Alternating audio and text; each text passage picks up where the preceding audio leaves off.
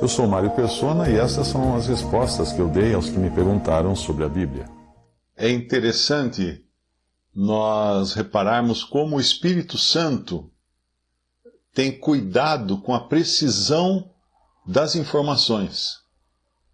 Já reparou isso? Como tem na Bíblia, em várias passagens, esse cuidado para deixar muito claro qual foi a época, qual foi o lugar, quais eram as circunstâncias, para não parecer que é simplesmente uma invenção do evangelista, do que escreveu o Evangelho. Ele fala que logo no começo, no ano 15 do império de Tibério César, sendo Pôncio Pilatos presidente da Judéia, e Herodes tetrarca da Galiléia, e seu irmão Filipe tetrarca da Itureia, e da província de Traconites, e Lisânias tetrarca de Abilene, sendo Anás e Caifás sumos sacerdotes, veio no deserto a palavra de Deus a João, filho de Zacarias. Agora, se alguém perguntar, mas como é que a gente sabe se isso é verdade? Você vai poder consultar as crônicas do imperador Tibério César, porque todo imperador tinha os seus cronistas, né? Que anotavam tudo o que era feito, tudo que se fazia, tudo que falava. Você tem as crônicas de Pôncio Pilatos. Você tem as de Herodes, o tetrarca da Galiléia. Porque, na realidade, a terra era invadida pelo Império Romano, mas o Império Romano ele tinha a seguinte técnica, a seguinte estratégia. Ele não chegava num país e tirava o governo do país, e substituía o governo do país. Pelo contrário, ele mantinha um governo local, com pessoas do país, que fossem, claro, obviamente, submissas ao invasor. E aqui também ele põe até o nome do irmão de Herodes, que era tetrarca da Itureia. Esses são três, né, que eram três, porque o reino era dividido em três, ou o governo ali da Judéia, daquela área, era dividido em três províncias que foram dadas a cada um desses daqui. Herodes era o da Galiléia, mas tinha as outras províncias que estavam na mão de seus irmãos. Sendo Anás e Caifás sumos sacerdotes. Agora ele dá também a localização histórica, e já deu inclusive a geográfica, né? Da religião judaica. E a religião judaica, ela sempre foi conhecida como o povo do livro, porque eles anotavam tudo também. Então eles tinham um grande zelo por escrituras, por anotações, por registros. Isso nós vemos até ao longo do Antigo Testamento. Os reis tinham sempre um escriba anotando o que estava acontecendo.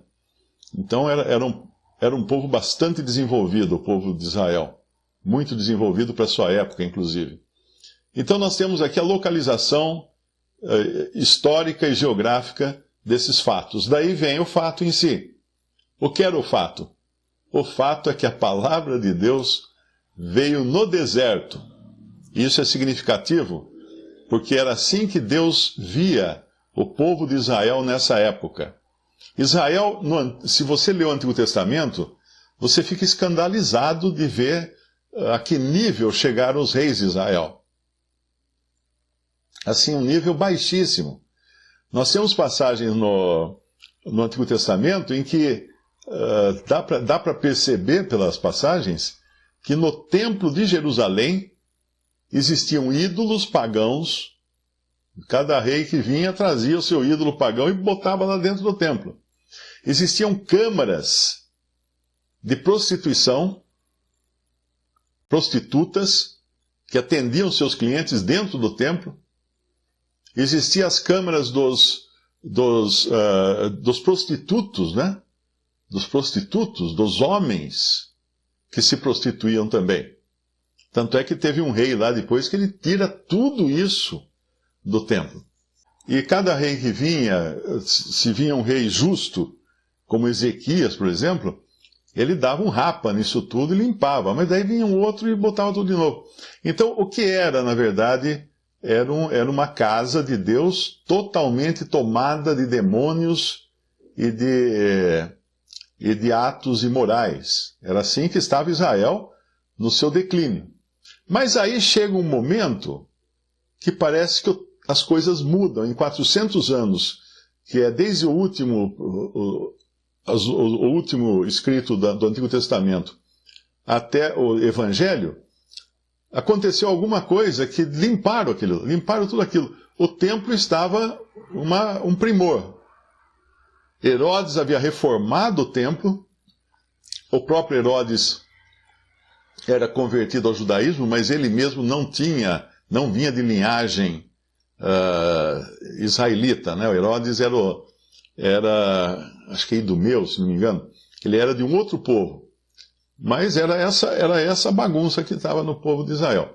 Então ele recupera o templo, ele reforma o templo que nós vemos nos evangelhos, era o templo reformado por Herodes. Não era o templo original de Salomão, mas estava no mesmo lugar.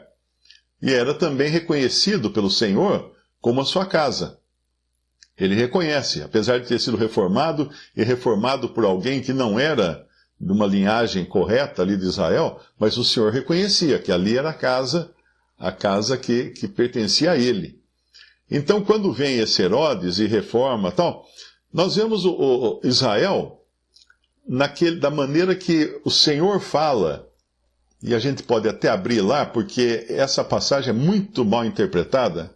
Em Mateus 12, 43, o espírito imundo anda por lugares áridos, não é? Buscando repouso, não o encontra. Então diz, voltarei para minha casa de onde saí, voltando acha desocupada, varrida e adornada. Então vai e leva consigo outros 7 espíritos piores do que ele, e entrando habitam ali. E são os últimos atos desse homem piores do que os primeiros. Assim acontecerá também a esta geração má. E falando ele ainda à multidão, eis que estavam fora sua mãe e seus irmãos, pretendendo falar-lhe, e disse-lhe alguém, eis que estão aí fora tua mãe e teus irmãos, que querem falar-te. Ele, porém, respondendo, disse ao que lhe falara, quem é minha mãe e quem são meus irmãos? E estendendo a sua mão para os discípulos, disse, eis aqui minha mãe e meus irmãos, porque qualquer que fizer a vontade de meu Pai, que está nos céus, esse é meu irmão, irmã e mãe.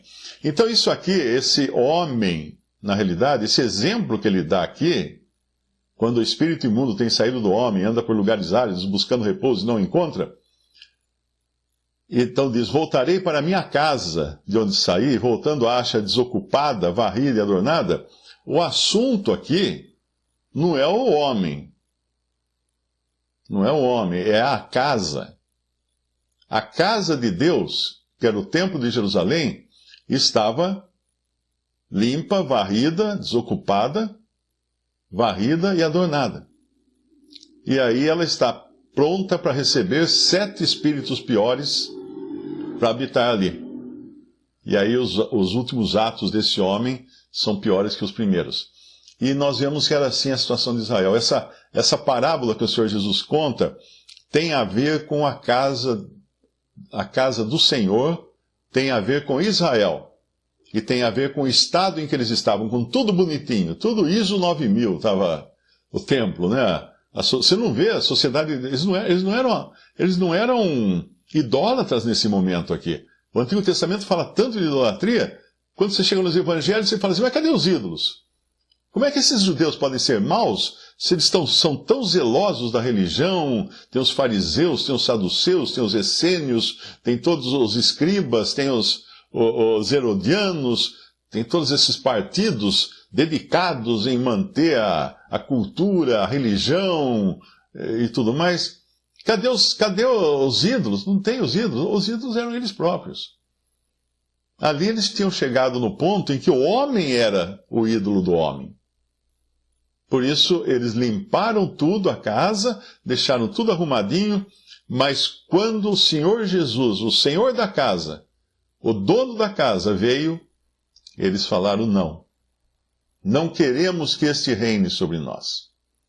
Então era assim que estava Israel no momento em que o Senhor Jesus aqui chega, né? Primeiro chega o profeta que foi anunciado, João Batista, Isaías falou, lá, voltando aqui para Lucas capítulo 3, versículo 3, percorreu toda a terra ao redor do Jordão, pregando o batismo de arrependimento para o perdão de pecados. Que batismo de arrependimento era esse? Aquele povo era culpado de ter abandonado a lei e abandonado o Senhor. Eles tinham que se arrepender publicamente disso. Tanto é que você vê que em Atos, quando eram batizados, agora dentro da esfera cristã, eram batizados judeus, ou o evangelho era pregado a judeus, era dada ênfase no arrependimento. Arrependei-vos. Arrependei-vos. Em Atos você vê até o primeiro discurso de Pedro, na inauguração da igreja, você vê que eles tinham que se arrepender. E não é dito isso para os gentios que iam se converter e serem batizados. O apóstolo Paulo não fala isso para o centurião. Ele não fala arrependei-vos e crede no Senhor Jesus. Não, ele fala crê no Senhor Jesus, será salvo, tu e tua casa, porque o centurião era um gentio. Então a pregação de arrependimento era dirigida a judeus, porque eles tinham culpa. Eles tinham culpa de não ter guardado a lei, de não ter sido fiel ao Senhor. E esse então é o batismo de João. Um batismo de arrependimento. Muitos cristãos confundem tudo, faz uma salada, um angu de caroço e acha que o batismo de João é o batismo cristão. E não reparam que lá em Atos, os que eram discípulos de João, que Paulo encontra, e Paulo pergunta, fostes batizados em nome de quem? Fomos batizados em nome de João, no batismo de João. E Paulo fala, João pregava o arrependimento, né, eles foram de novo batizados. Precisaram ser batizados de novo agora porque era um batismo cristão. Então o batismo de João não tem nada a ver com o batismo cristão. Esqueça. Batismo de João, batismo de arrependimento, para que os judeus culpados, confessos de terem abandonado a lei, se humilhavam e publicamente se arrependiam dos seus pecados. E era aqui isso que foi avisado, né? Pregando, ele pregava o batismo de arrependimento para perdão de pecados. E muitas pessoas pensam que batismo perdoa pecado. O batismo não perdoa pecado. Aqui era, nessas circunstâncias, percebe? Segundo o que está escrito no livro das palavras do profeta Isaías, que diz, vós o que clama no deserto, preparai o caminho do Senhor, endireitai suas veredas. Então era isso que João veio fazer, o profeta veio fazer, porque as veredas estavam tortas. Então ele vinha para endireitar as veredas, colocar o povo na linha, literalmente na linha. Todo vale se encherá. O que queria dizer isso? As classes mais baixas se nivelariam com as classes mais altas, porque todo monte outeiro se abaixará. Então aqui ele viria, a missão dele era realmente colocar todo mundo no mesmo nível perante Deus. O que é tortuoso se endireitará, no versículo 5, e os caminhos escabrosos se aplanarão. Então João Batista vinha para arrumar. João Batista trouxe o ferro de passar numa nação que estava toda amarrotada. Então ele veio passar essa nação para alisar essa nação, para deixar ela correta aos olhos de Deus. E toda a carne verá a salvação de Deus. Mas aqui ele já entra na promessa do milênio. Porque a promessa para os judeus é o reino de Cristo ser estabelecido na terra. Por isso que quando João Batista pregava, ele pregava o evangelho do reino. Arrependei-vos, porque é chegado o reino de Deus. Nós não pregamos esse evangelho. Não, nós pregamos o evangelho da graça. Crê no Senhor Jesus e será salvo. Nós não pregamos o evangelho do reino, mesmo porque Jesus não é rei da igreja. A igreja não está esperando um rei. A igreja espera o noivo. É diferente. Os salvos por Cristo não são súditos de Jesus. Eles são parte da igreja que é noiva de Cristo. Visite respondi.com.br Adquira os livros ou baixe e-books. Visite 3minutos.net. Baixe o aplicativo.